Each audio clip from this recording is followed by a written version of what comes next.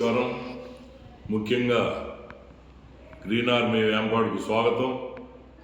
అయితే ఈ మధ్య వేసుకుంటూ వస్తున్న ప్రశ్నలో 71 తర్వాత ఏం జరిగింద అనే దాని మధ్యలోనే ఇంకో ప్రశ్న వేయాలని ఆలోచించి వేయలేకపోయాను.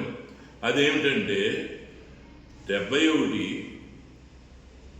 వేంపాడు గ్రామంపై హైకోర్టులో ఇచ్చిన తీర్పు తరువాత 90లో సుప్రీంకోర్టులో ఇచ్చే తీర్పు మధ్యకాలంలో ఈ గ్రామంపై ప్రత్యేక శ్రద్ధతో ఏ ప్రభుత్వమైనా అప్పటి ముఖ్యమంత్రి ఎవరో ఏదైనా దీన్ని పరిష్కారం కోసం ఏదైనా ఒక కమిషన్ నియమించడం కానీ అలాంటిది జరిగిందా? అయితే ఏ సంవత్సరం ఆ కమిషన్ నియమించబడింది, ఆ కమిషన్కి మరి ఎవరు నాయకత్వం, ఆ ముఖ్యమంత్రి ఎవరు, మరి ఇవన్నీ కూడా మీరు